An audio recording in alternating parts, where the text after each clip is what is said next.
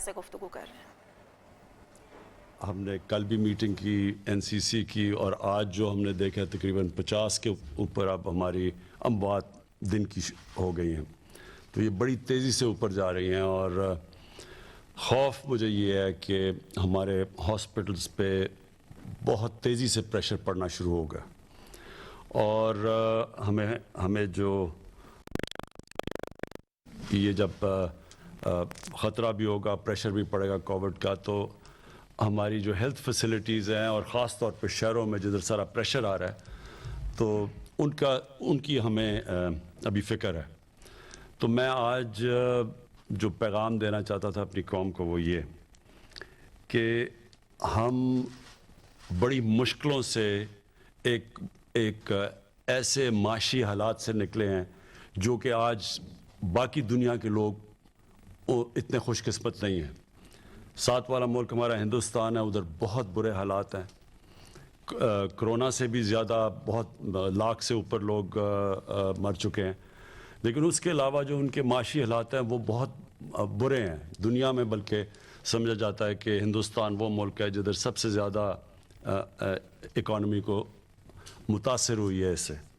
تو ہمیں اللہ نے بڑا اچھا بھی نکال دیا، ہماری اگر ہم موازنہ کریں باقی ملکوں سے تو ہماری اموات بھی نیچے ہیں اور ہماری جو اکانومی وہ سارے بر صغیر میں سب سے تیزی سے ریکور کی ہے۔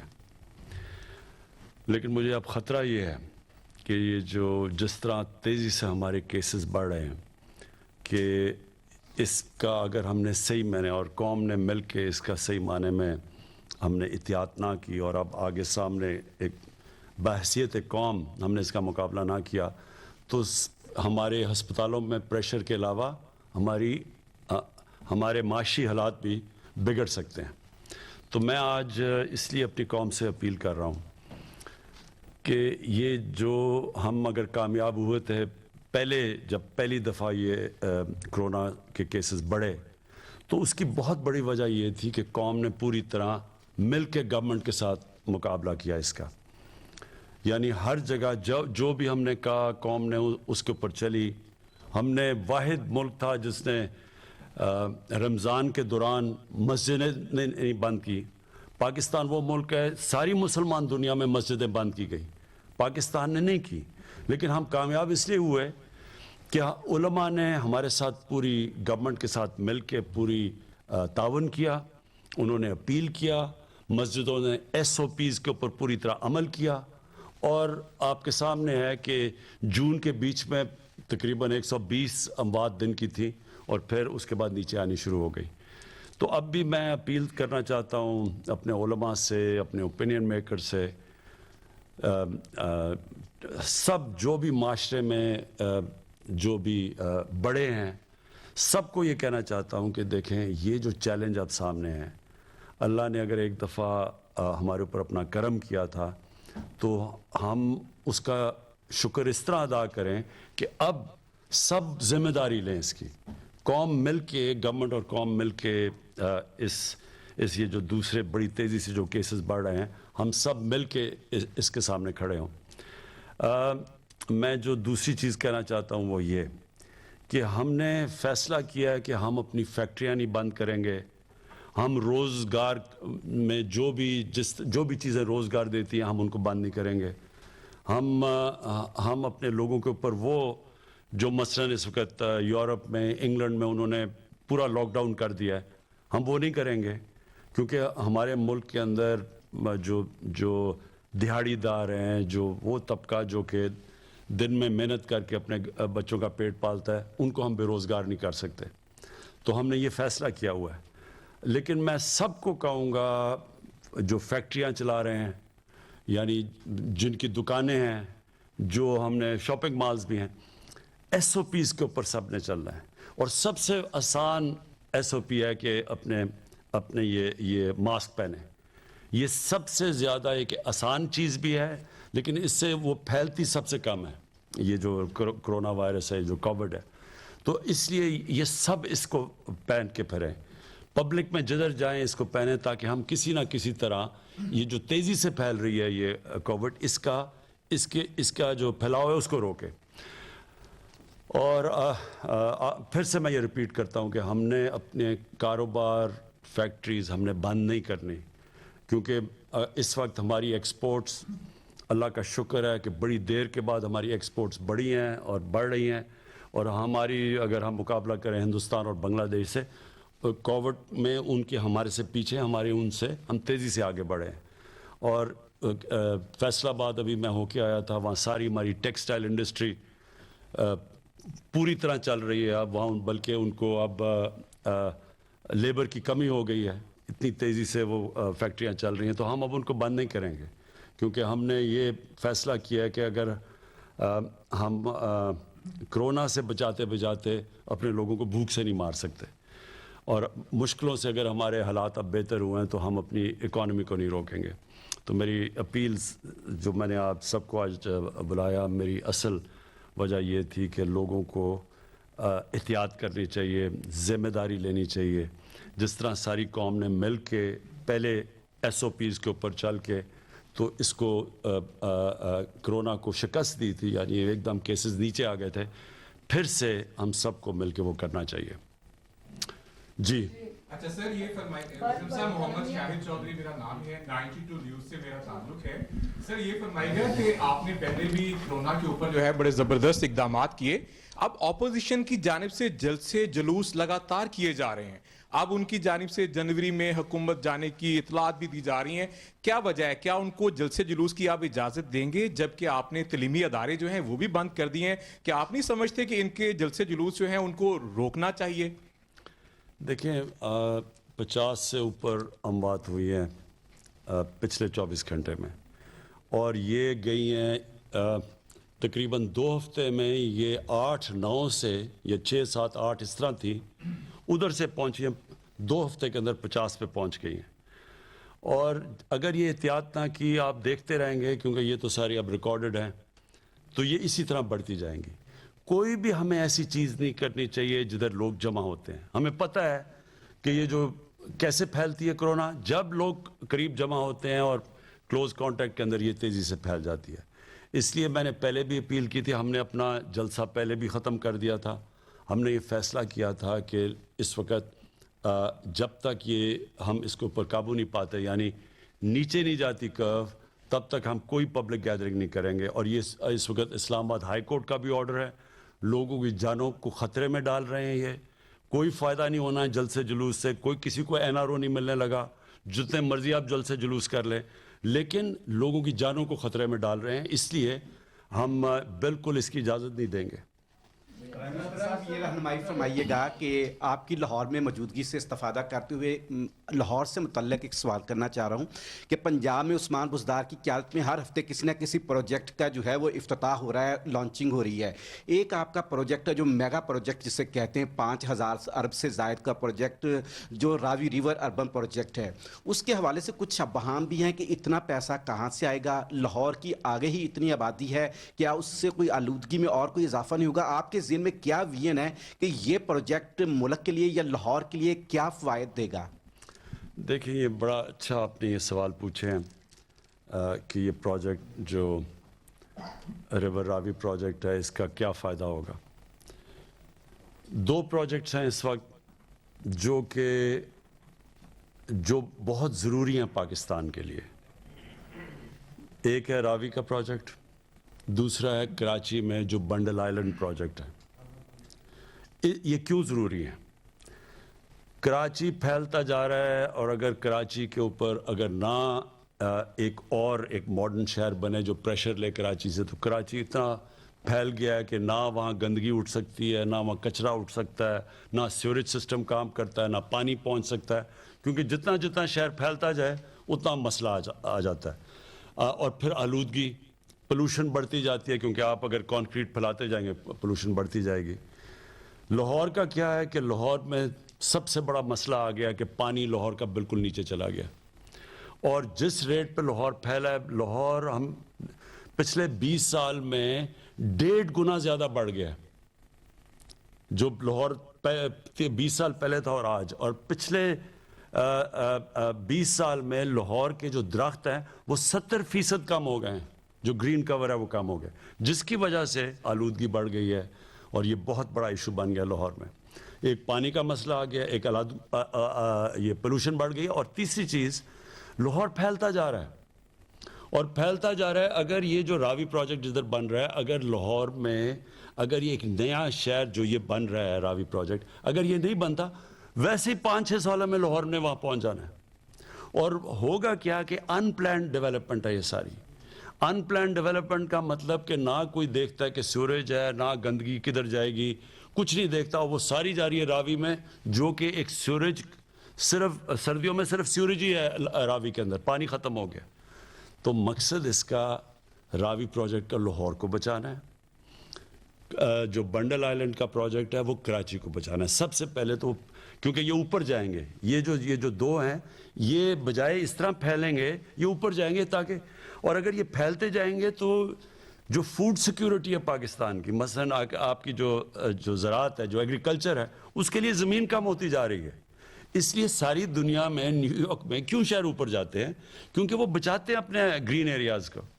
تو یہ جو راوی کا پروجیکٹ ہے, پہلے تو یہ پانی بچائے گا. اس سے راوی کے اوپر میں نے اس لیے عمران منیر کو خاص طور پہ یہاں بٹھایا ہے کہ یہ آپ کو مختصر بتا دیں گے کہ اس کے کیسے وہ لاہور کی واٹر ٹیبل اوپر آئے گی, کیسے ٹریٹمنٹ پلانٹ لگائے جائیں گے سیوریج کے, تاکہ صاف پانی جائے راوی کے اندر, تاکہ راوی ریور, جو راوی بالکل ہی نالا بن گیا سردیوں میں, اس کو کیسے ریوائیو کرنا ہے. راوی بھی بچے گا, گراؤنڈ واٹر بھی کیسے لاہور کا اوپر جانا ہے. پھر 60 لاکھ درخت اگائے جائیں گے وہاں تاکہ وہ ہوا کو صاف کرے. ایک ماڈرن سٹی بنے گی جو سارا جو گرین سٹی کہتے ہیں, دونوں کراچی, وہ بنڈل آئلینڈ کا بھی وہ, اور میں بنڈل آئلینڈ جو آئلینڈ کا جو ہے جو کراچی کا جو آئلینڈ ہے اس کا بھی آپ کو بتا دوں. وہ جو ہے وہ اس کی سب سے بڑی چیز یہ ہوگی کہ جو وہاں مینگروو, وہ جو درخت اگے ہوئے ہیں, ان کو بچائیں گے. پھر وہ جو مچھلی پکڑنے والے ہیں, ان کے لیے جو مچھیرے ہیں, ان کے لیے پوری طرح ہم تیاری کر رہے ہیں, کیونکہ وہ اس وقت جو وہاں پانی جا رہا ہے وہ صرف سیوریج جا رہا ہے سارے کراچی کا. پھر اس کو واٹر ٹریٹمنٹ پلانٹس بنیں گے. تو وہ بھی جو بنڈل آئلینڈ بھی جو ہے, اس کے پیچھے پورا ایک پلان بنا ہوا ہے کراچی کو بچانے کا, وہ مینگرووز کو بچانے کا. وہ جو بیچارے مچھیرے ہیں جن کو بھی اندر جانا پڑتا ہے مچھلی پکڑنے لے, کیونکہ سارا سیوریج جا رہا ہے باہر, اس سیوریج کو ٹریٹ کرنے کا. صرف مقصد ان کا کراچی کی مدد کرنا. اور پھر راوی پروجیکٹ اور بنڈل آئلینڈ سے فارن ایکسچینج آئے گا پاکستان میں. ہمیں سب سے بڑا مسئلہ بنا ہوا ہے کہ ہمارے ملک میں جو اب تک مسئلہ آتا ہے کہ ڈالرز ملک میں کم آ رہے ہیں, ملک سے باہر زیادہ جا رہے ہیں. یہ جو 2 پروجیکٹس ہیں, یہ ڈالرز آئیں گے پاکستان میں, سارے ملک کو فائدہ ہوگا, ہمارے فارن کرنسی ریزروز کو فائدہ ہوگا, اور سب سے بڑی بات روزگار ملے گا. اس وقت ہمارا نوجوان آبادی ہے, بے تحاشا روزگار ملے گا راوی پروجیکٹ سے اور بنڈل آئلینڈ سے. مختصراً آپ پلیز اگر عمران آپ بتا دیں لوگوں کو کہ یہ جو راوی پروجیکٹ ہے, اس کے ذرا 1 2 3 یعنی 4-5 پوائنٹس بتا دیں لوگوں کو. بسم اللہ الرحمن الرحیم. جیسے کہ ابھی پرائم منسٹر صاحب نے بتایا, اس کا سب سے بڑا امپیکٹ پانی سے ریلیٹڈ ہے. اس میں ہم لوگ 28 سے 30 فٹ اونچی سائڈوں پہ دیواریں بنا کے 3 براجز کریٹ کر رہے ہیں, جس کے اندر پانی کو سٹور کیا جائے گا. آج آپ کا پانی سارا بہہ کے ضائع ہو جاتا ہے, لاہور کے کوئی فائدے میں نہیں آتا. جب پانی کو لیک کی فارم میں سٹور کیا جائے گا تو لاہور شہر میں ہی وہ پانی ریچارج کرے گا آپ کے ارد گرد کے پانی لیول کو. تو 50% سے زیادہ ہمارا پانی جو ڈپلیٹ ہو جاتا تھا, آگے نکل جاتا تھا, ہم لاہور کے فائدے میں لانے میں کامیاب ہو جائیں گے. دوسرا, اللہ نہ کرے ہمارے پانی کی کوئی سیلاب بھی آتے ہیں تو ہم اس کو بھی اس سے پروٹیکٹ کر سکیں گے. اور جو وہاں پہ بیٹھی ہوئی آج انلیگل آبادیاں بن گئی ہیں, ان کو بچانے کا بھی یہ طریقہ ہے تاکہ سیلاب آ جائے تو ان کی بھی جان بچ جائے, کیونکہ حکومت کی ایکچولی ذمہ داری ہے ان کی حفاظت. تو پانی کے حوالے سے یہ فوائد ہیں. اور دوسرا, جیسے کہ پی ایم صاحب نے بھی 60 لاکھ درخت کا بتایا تھا, اس کے علاوہ اس کے اندر ہی ایکو سٹی پلان کی گئی ہے, جس کے اندر جہاں وہاں علاقے میں کوئی لیچی کے فارمز اور یہ چیزیں لگی ہوئی ہیں تقریباً 3000 ایکڑ پہ, اس کو ہم ویسے ہی مینٹین کر رہے ہیں. اس کے اندر کوئی فارمز کو ہم توڑ نہیں رہے, خراب نہیں کر رہے. اور وہاں پہ فارسٹ کی زمین تقریباً 1700 ایکڑ ہے, جس میں اس وقت تقریباً 800 ایکڑ پہ کاشت نہیں ہوئی ہوئی. ہم اس کی بھی کاشت ایڈ کریں گے. تو اگر آپ یہ سب کچھ ایڈ کر لیں تو وہاں 60 لاکھ نہیں, شاید یہ درخت 72 سے 75 لاکھ تک پہنچ جائے. تو it's totally eco friendly, environment کے فائدے کے لیے ہے اور پانی کے مسئلے حل ہوتے ہیں. اور سب سے بڑی بات, لاہور شہر کا پانی ٹریٹ ہو کے اس کو کہیں پھینکنے کا یا ڈسپیل کرنے کا ہمارے پاس آج طریقہ نہیں ہے. ہم نے پھینکنا دریائے راوی میں, پانی بہ جائے گا, اینڈ میں جا کے کہیں سمندر میں گر جائے گا, ضائع ہو جائے گا. یہاں پہ 7 واٹر ٹریٹمنٹ پلانٹ لگائے جا رہے ہیں جو لاہور شہر کا پانی بھی ٹریٹ کرے گا اور وہ جو راوی کے ارد گرد اگر وادیاں بنتی ہیں ان کا بھی پانی ٹریٹ کرے گا. تو اس پانی کے ذخیرے کو بچانے سے ہم اپنے فیوچر کے پانی کے مسائل بھی حل کر لیں گے. اور ساتھ اس کے جب آپ یہ ریٹیلنگ والز بنا لیں گے تو ارد گرد اس کی ایک پلان بنا کے, ماسٹر پلان کے تحت ایک اچھی ڈیولپمنٹ کی جائے گی تاکہ لوگوں کو سیوریج, الیکٹریسٹی, گیس اور جو نیچرل فیسلٹیز دینی ہوتی ہیں وہ دی جا سکیں. کیونکہ ابھی اگر وہاں جو انلیگل ڈیولپمنٹ ہے اس میں نہ سیوریج کا کوئی طریقہ اویلیبل ہے, نہ بجلی کا پتہ ہے, نہ گیس کا پتہ ہے, اور اس کی وجہ سے ساری پلاننگ کا فقدان ہے. اس سے یہ مسئلے بھی حل ہو جائیں گے. جی تھینک یو. میرا نام باسم محمود ہے, GNN TV سے میرا تعلق ہے. میرا سوال سفارتی معاملات سے ہے. جس طرح سے حکومت نے شروع میں پاکستان کو معاشی بحران سے نکالنے کے لیے جو دوست ممالک ہیں ان سے کانٹیکٹ کیا, بڑا فائدہ ہوا, اور انڈیا کا جو پروپیگنڈا تھا اس کو بڑا اچھے طریقے سے کاؤنٹر کیا. لیکن ابھی ایک نیا معاملہ جو مشرق وسطیٰ میں شروع ہوا ہے اسرائیل کو تسلیم کرنے کے معاملے میں, تو حکومت کی کیا پالیسی ہے, کس طرح سے پاکستان کو جو آئسولیشن اگر جاتا ہے اس سے کس طرح سے اس کو بچایا جائے گا؟ دیکھیں, سب سے پہلے تو اگر جو سب سے بڑی, اگر میں کہوں کہ ایک سب سے بڑی جو کامیابی ہماری حکومت کی ہے وہ پاکستان کی فورن پالیسی ہے. کبھی بھی آپ اگر دیکھ لیں دنیا میں ایک اتنی ملک کی ایکسیپٹیبلٹی نہیں جتنی آج پاکستان کی ہے. اب تک یہ ہوتا رہا تھا کہ ہندوستان ایک بڑا اچھا ملک تھا اور پاکستان صرف دہشت گردوں کا تھا. آج آپ دیکھ لیں انٹرنیشنل پریس صرف اور صرف ہماری حکومت کی انٹرنیشنل لابنگ کی وجہ سے آج دنیا میں جدھر جدھر ہم نے جا کے اپنی فورن پالیسی اور ایکسپوز کیا ہے کہ جو ہندوستان کر رہا ہے اس وقت کشمیر میں اور ہندوستان میں, کبھی بھی یہ کامیابی پاکستان کو نہیں تھی. اور اگر آپ کسی بھی جو جانتا ہے فورن پالیسی جو ہمارے فارمر ڈپلومیٹس ہیں, جو پرانے ڈپلومیٹس, کسی سے پوچھ لیں کہ جدھر آج پاکستان کھڑا ہے کبھی پچھلے 50 سال میں بتا دیں کہ پاکستان کی یہ سٹینڈنگ تھی. نمبر 2, یہ جو افغانستان کے ساتھ اس وقت پاکستان کا جو رول ہے, آپ اس سے پہلے دیکھ لیں کہ افغانستان پاکستان کو سمجھتا تھا کہ ہم ان کے مخالف ہیں, ہندوستان کے وہ زیادہ قریب تھا. امریکہ ہمیں کہتا تھا کہ ہم دوگلی گیم کھیل رہے ہیں, ڈو مور کرو. آج امریکہ اپریشیٹ کر رہا ہے پاکستان کو. آج افغانستان سے ہمارے بہترین تعلقات ہیں. وجہ کیا اس کی کہ آج پاکستان کو دنیا یہ سمجھتی ہے وہ ملک جو کہ امن لے کے آ رہا ہے افغانستان میں, جس نے پوری کوشش کی سب سے پہلے کہ امریکی اور طالبان کی بات چیت کروائی اور اس کے بعد پھر افغان گورنمنٹ اور طالبان کو بٹھایا. وہاں مشکلات ہیں لیکن پاکستان کا ایک پازیٹیو رول دنیا آج ایکنالج کر رہی ہے. آج ہمیں کوئی ڈو مور نہیں کہہ رہا.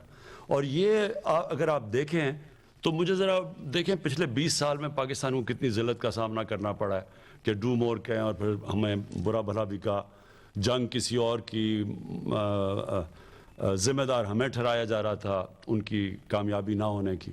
اور اگر آپ ہمارا ترکی سے اچھے تعلقات ہیں, ہمارے ایران سے اچھے تعلقات ہیں, سعودی عربیہ سے ہیں, UAE سے ہیں, ہمیں کوئی کسی قسم کا پریشر نہیں تھا کہ جی ہم کہ اسرائیل کو ہم ریکگنائز کریں. پاکستان کا تو موقف ہے, قائد اعظم کی 1948 میں سٹیٹمنٹ دی ہوئی تھی کہ جب تک کہ فلسطینیوں کو ان کا حق نہیں ملے گا, انصاف نہیں ملے گا, ہم ان کو تسلیم نہیں کر سکتے, اور اسی پہ پاکستان کھڑا ہے.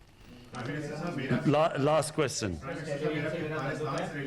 یہ بتائیے گا خان صاحب کہ خان صاحب یہ بتائیے گا کہ ریور راوی اتھارٹی کے حوالے سے اور نیا شہر جو بنانے جا رہے ہیں اس کے حوالے سے میرا سوال ہے. ماضی کی اگر آپ 10-15 سال کی گورنمنٹس کا جائزہ لیں تو بڑے پروجیکٹ اناؤنس ہوئے اور وہ پروجیکٹ جو ہیں لوگوں کے اوورسیز کے اربوں بلینز آف روپیز آئے, لیکن وہ سارے جو ہے کہیں قبضہ ہو گیا, عدالتوں میں کیسز. یہ شہر جو جتنی آپ کی کریڈیبلٹی ہے آپ یہ بنا جائیں گے, لیکن جو جتنا ٹرسٹ ہے اوورسیز کو اور پاکستانیوں کو آپ کس طرح مینیج کریں گے کہ ان کا جو سرمایہ ہے وہ محفوظ رہے, اس پر کوئی قبضہ گروپ نہ آئے, جس طرح پولیٹیکل کچھ پارٹیز بھی ان کو جو ہے وہ پشت پناہی ان کی کرتی تھی. کیسے مینیج کریں گے لوگوں کی توقعات کو؟ دیکھیں میں بار بار کہتا ہوں پاکستانیوں کو کہ ہمارا سب سے بڑا اثاثہ بیرون ملک پاکستانی ہے. ان کے ابھی تک ہم نے پاکستان میں وہ سسٹم ہی نہیں بنایا تھا کہ وہ اپنا پیسہ پاکستان لا سکیں. زیادہ سے زیادہ وہ کوئی پلاٹ لیتے تھے اور ان کے اوپر بھی قبضے ہو جاتے تھے. ایک تو یہ جو 2 بڑے پروجیکٹس ہیں ان کے اندر انشاءاللہ جو میں جانتا ہوں بہت زیادہ انٹرسٹ ہے اوورسیز پاکستانیز کا, جس کی وجہ سے ڈالر جائیں گے پاکستان میں, جس کی وجہ سے ہمارے فارن ایکسچینج ریزروز اوپر جائیں گے. لیکن جو دوسری بات کی آپ نے قبضوں کی, ہمیں پوری طرح ہم اب قبضہ گروپس کے پیچھے جا رہے ہیں. پنجاب میں خاص طور پہ ایک عثمان بزدار نے پوری ایک ان کی ٹیم سارے بڑے بڑے قبضہ گروپ کے پیچھے جا رہے ہیں. ابھی آپ کو لاہور کے قبضہ گروپ کی آوازیں سنیں گے, ابھی آپ چیخوں کی آوازیں سنیں گے, اور اس کے بعد بڑے بڑے قبضہ گروپ, اور یہ سارے ملے ہوئے تھے. ہم نے پوری طرح تفتیش کر کے یہاں تک پہنچے ہیں کہ قبضہ گروپس کو پولیٹیکل پارٹیز ان کو بیک کر رہی تھیں, یہ ان کے لیے پیسے اکٹھے کر کے دیتے تھے, یہ ان کے جلسے کراتے تھے, ان کو الیکشن میں پیسے دیتے تھے, اس کے بعد وہ ان کو پوری کوئی ایڈمنسٹریشن ان کو ہاتھ نہیں لگاتی تھی. پرائم گورنمنٹ کی زمینوں کے اوپر انہوں نے قبضے کیے ہوئے ہیں. کئی پولیٹیشنز نے بڑے بڑے پلازا بنائے ہوئے ہیں, گورنمنٹ کی اربوں روپے کی زمینوں کے اوپر پلازے بنائے ہوئے ہیں. ان سب کے پیچھے ہم جا رہے ہیں, اور ہم ایک پوری چیف سیکرٹری کے ساتھ اپنے پورا ایک پروگرام بنایا ہوا ہے کہ ایک پوری جب ٹیم بنے گی, یہ جو سوسائٹیز کے اندر یہ قبضہ گروپ بیٹھے ہوئے ہیں جو کہ دیکھ لیتے ہیں کہ اچھا جی اوورسیز پاکستانی ہیں, وہ یہاں ہے نہیں, وہ نہیں ہوتے تو ان کی زمینیں قبضہ, اس کے اوپر آپ پورا پلان کر رہے ہیں. تو آپ لاہور میں بیٹھے ہیں, آپ دیکھیں گے بہت بڑا ایکشن ہونے والا ہے ان کے اوپر. شروع ہو گیا ہے لیکن ابھی تو 5% شروع ہوا ہے. یہ آپ دیکھیں گے کہ ہم ایک قبضہ گروپ کے پیچھے جا رہے ہیں.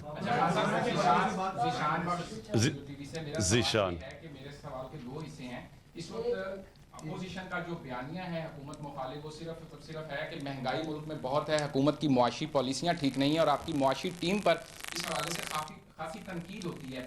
اس وقت جو ڈالر قدرے کم ہو رہا ہے, روپے کی قدر مستحکم ہو رہی ہے, کیا حکومت کی اس کے پیچھے کیا اسٹریٹجی ہے, یا یہ ایک مصنوعی چینج ہے؟ دوسرے نمبر پہ پنجاب کے اندر آٹا اور چینی بظاہر تمام ہم بازاروں میں دیکھتے ہیں موجود ہے, لیکن جس طرح کہا یہ جا رہا ہے کہ آٹا موجود نہیں ہے یا چینی موجود نہیں ہے, اتنا رش وہاں نظر نہیں آ رہا. کیا لوگوں کو اعتماد نہیں ہے, لوگ ان سہولت بازاروں میں جاتے نہیں, یا ایڈمنسٹریشن کی طرف سے کوئی ایشوز ہیں؟ دیکھیں مہنگائی کا تو میں یہ کہہ دوں کہ ہمیں ایک تو شوگر مافیا, وہ تو اب کمپٹیشن کمیشن نے بتا دیا کہ یہ ملک کے مونوپلیز بناتے ہیں اور پھر یہ ملک کے قیمتیں بڑھا دیتی ہیں چینی کی. تو اس کے اوپر تو آپ دیکھ رہے ہیں کہ چینی کی بھی اب قیمتیں نیچے آنی شروع ہو گئی ہیں, اور اس کے اندر گورنمنٹ نے امپورٹ کی چیز سستی چینی لے کے آئے. اور ہمیں پہلے یہی نہیں پتا تھا کہ شوگر مل ایسوسیشن ہی بتاتی تھی کہ قیمت کیا ہے چینی کی, وہی بیچ رہے ہیں, وہی بتاتے تھے قیمت کیا ہے, اور وہی پھر کہتے تھے کہ جی اتنی چینی ہو گئی ہے.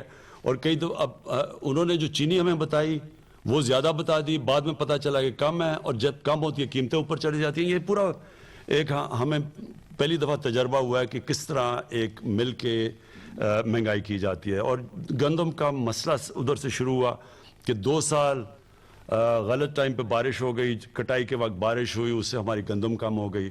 جب گندم کم ہوئی تو اس کی قیمت اوپر چلے گئی, اور ہمیں اسیسمنٹس دی گئیں وہ غلط دی گئی فوڈ سیکیورٹی کی طرف سے, اور پھر جو ہم نے امپورٹ کی وہ تھوڑی لیٹ ہو گئی, جس کی وجہ سے قیمت اوپر چلی گئی. لیکن ایک منٹ ٹھہر جائیں. لیکن جو آپ نے بات کی نا, اس کے علاوہ 2 بڑے مسئلے تھے پاکستان کے.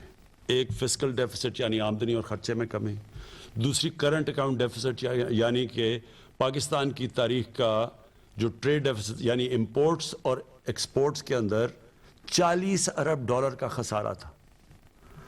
ٹریڈ گیپ یعنی کتنی ملک میں ڈالر آ رہے تھے اور کتنے باہر جا رہے تھے, $20 ارب کا خسارہ تھا. یہ تاریخی خسارے تھے پاکستان میں.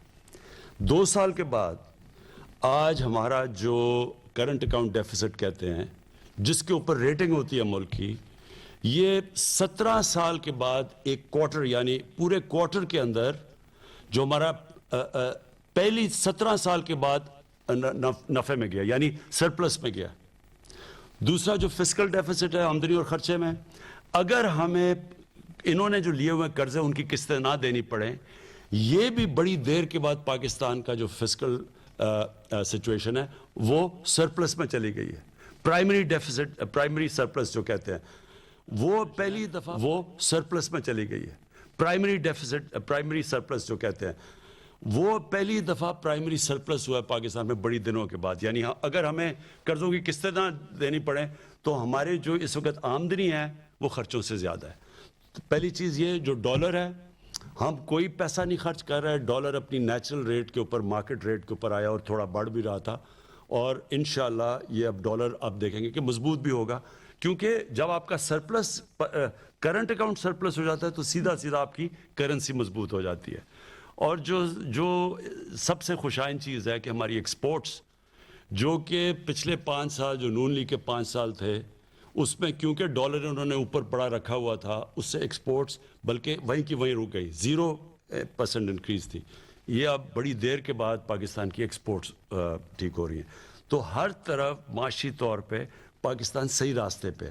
یہ نہیں کہ ابھی مسئلے نہیں ہیں، کیونکہ ہمیں سب سے بڑا مسئلہ پڑا ہوا ہے کہ اتنا بڑا قرضے چھوڑ کے گئے ہیں، ان کا سود ہمارے اوپر پڑا ہوا ہے. لیکن جو اس وقت اکانومی ہے، اگر آپ چھوڑیں پاکستانی کیا کہتے ہیں، آپ انٹرنیشنل ایجنسیز دیکھ لیں تو ان سب کے اندر ہماری اکانومی آج پازیٹیو راستے پہ ہے. Thank you. وزیر اعظم پاکستان عمران خان لاہور میں میڈیا سے گفتگو کر رہے تھے. ملک میں کرونا کے پیش نظر کیے گئے اقدامات سے متعلق اور کاروباری صورتحال سے متعلق آگاہ کر رہے تھے.